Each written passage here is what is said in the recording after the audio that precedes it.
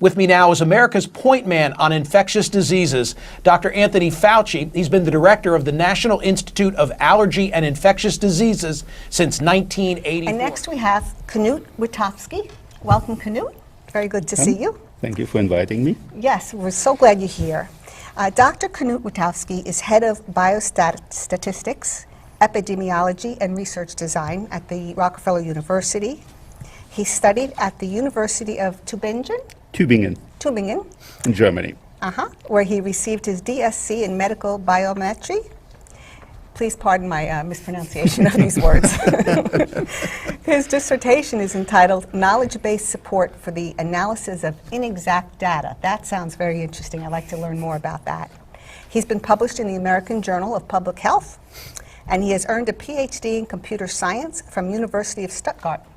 Pronounced it okay? Mm-hmm. Okay. For over 18 years, Knut Wittkowski has served in various distinguished positions. He's a consultant at the New York Academy of Medicine. He's an associate at HIV Center for Clinical and Behavioral Studies. He's a guest researcher for Centers for Disease Control. And in addition, he is president of ASDERA. Dr. Anthony Fauci, thank you very much for joining us. As we sit here, middle of March, what is your biggest concern about this coronavirus pandemic? My concern is, and I hope it goes from a concern to a realization that we're doing what we should be doing, is that we really need to take the recommendations and the guidelines of how to mitigate the spread of this very, very seriously. You mentioned in the piece that, in fact, you think containment would prolong the duration of the virus. Yes. Can you talk about that? With all respiratory diseases, the only thing that stops the disease is herd immunity. About 80% of the people need to have had contact with the virus, and the majority of them won't even have recognized that they were infected, or they had very, very mild symptoms, especially if they are children. So it's very important to keep the schools open and kids mingling, to spread the virus, to get herd immunity as fast as possible.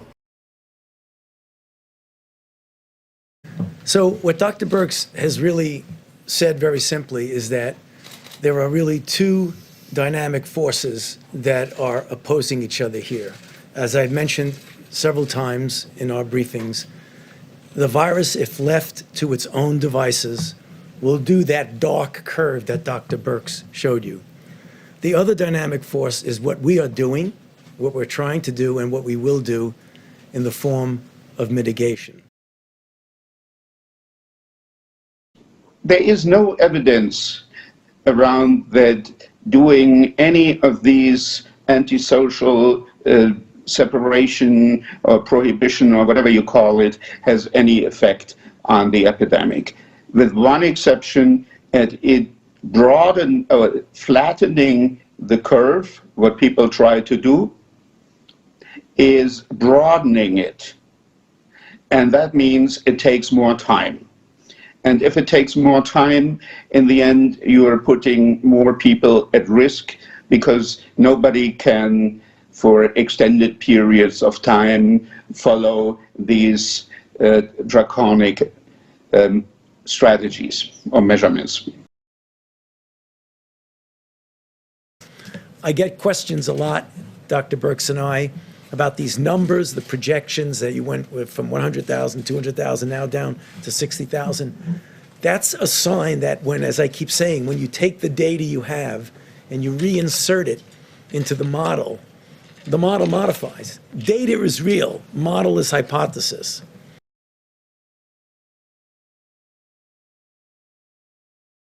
If back to normal means acting like there never was a coronavirus problem, I don't think that's going to happen until we do have a situation where you can completely protect the population. And with the fact that I feel confident that over a period of time we will get a good vaccine, that we will never have to get back to where we are right back now. So if that means getting back to normal, then we'll get back to normal.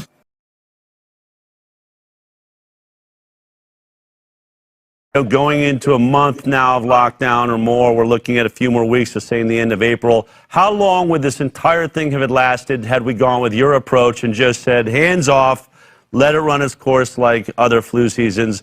How long to reach that herd immunity point in your mind? It would be over. We'd already be through it. Yep. The same way it did in China, it did in South Korea, it did in Australia, it did in Austria. We have lots of these examples. This is what the epidemics do.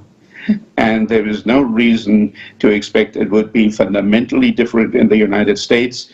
It may take a bit more time because the United States is so big, so the virus doesn't get everywhere at the same time. There's a delay of a couple of days before it gets from one place to the other. And therefore it can take a bit more time, but that's not a major factor in the whole discussion.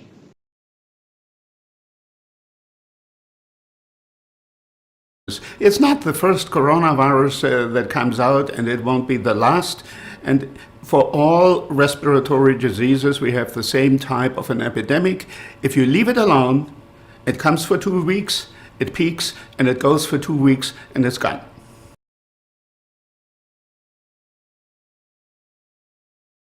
The showstopper will be obviously a vaccine where you can vaccinate people and you won't have it. There's going to be another issue that's going to be important, and it has to do with somewhat of a comparison, for example, with influenza. We go through multiple cycles of influenza. There's always a degree of background immunity in the population. I mean, that will ultimately happen if we get a situation where we get back to normal. Now, I hope we don't have so many people infected that we actually have that herd immunity, but I think it would have to be different than it is right now.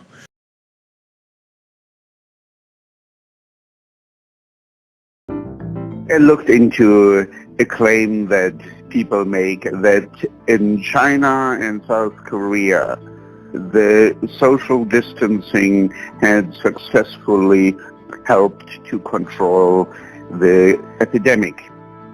I looked at the dates when people actually started social distancing. In China, the epidemic peaked on February 1 to February 5th in that period.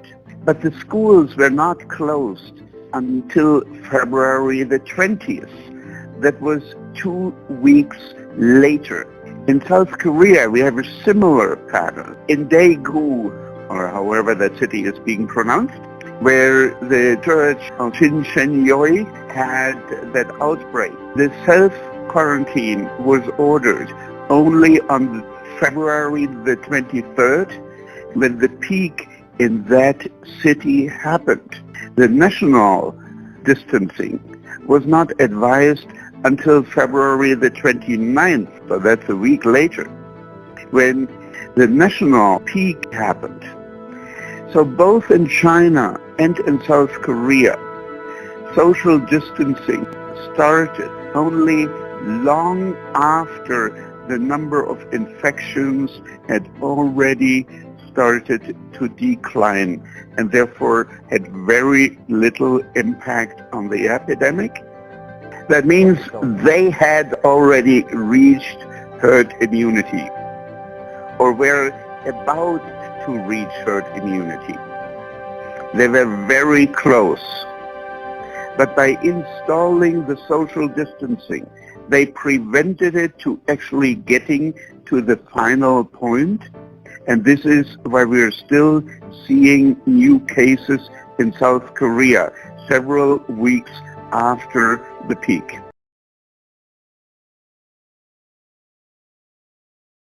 Would this possibly become a seasonal cyclic thing?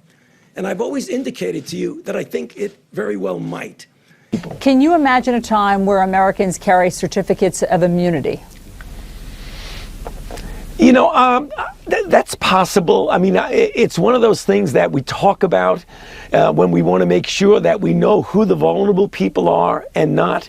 This is something that's being discussed. I think it might actually have some merit. We keep hearing about a second wave, that we now have to prepare for the second wave probably coming in the fall. Do you predict that that's something we should be preparing for? And how do you think we should prepare, if so? We should prepare by stopping the prohibition as soon as possible.